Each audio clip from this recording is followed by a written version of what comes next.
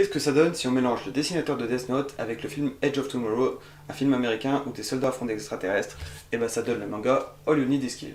Yo, bienvenue dans Manga Express. Aujourd'hui on parle de ce petit manga en 2 tomes. Alors pour être exact, le film et le manga sont tirés du même roman, un light novel pour être précis.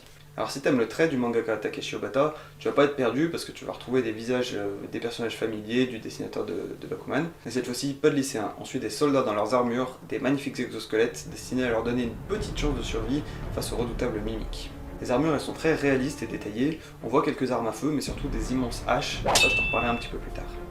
Les extraterrestres par contre ils sont visuellement trop simples pour moi, c'est des simples boules avec des bouches.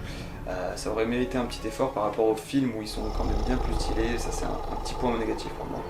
Au niveau de l'histoire, les mimiques c'est des extraterrestres qui ont envahi la Terre et qui sont d'une puissance écrasante.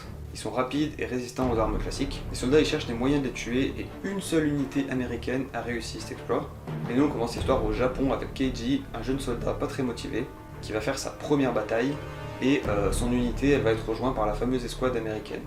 On a un bon développement de son quotidien à la caverne avant la première bataille, mais ça je vais t'abréger ici pour rentrer dans le vif du sujet. Le lendemain il équipe son armure, il va sur le champ de bataille, il comprend pas tout ce qui se passe et il meurt.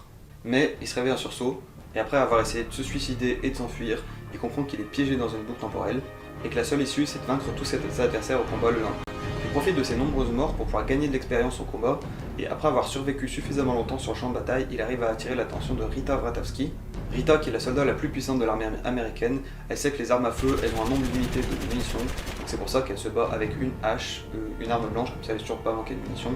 Et Keiji, un peu plus tard, il va faire exactement la même chose. Il va petit à petit tomber amoureux de cette héroïne, mais comment tu veux vivre une relation sans devenir fou alors que ta copine t'oublie le lendemain à chaque fois? Est-ce qu'il va triompher de tous les mimiques? Quel est le secret de la force de Rita? Tu le sauras en lisant les 2 petits tomes de All You Need Is Kill, ou alors il y a également le livre en grand format. Ils ont fait un double tome avec donc une couverture rigide, t'as dû déjà l'avoir dans le fond de mes vidéos. Bref, c'est un coup de cœur que personne connaît, je recommande vraiment, surtout pour le dessin. On voit l'évolution du visage du héros qui devient de plus en plus sombre à force de haïr les mimiques. Après, si tu te poses la question, c'est pas gore. Après, on peut peut-être reprocher le manque de personnages secondaires, mais moi ça m'a pas tant gêné parce que les 2 personnages principaux sont vraiment très bien développés. Il n'y a pas de jargon technique, ça c'est typique pour toi Ghost in the Shell. Le manga il est vraiment pas agréable. Bref, je me suis encore un peu étalé, à la base des critiques manga ça devait durer entre 1 et 2 minutes. Quoi, si ça t'a plu, n'hésite pas à me le dire en commentaire, à t'abonner si c'est pas déjà le cas, et à regarder les autres vidéos. Sur ce, ciao, dete bayo.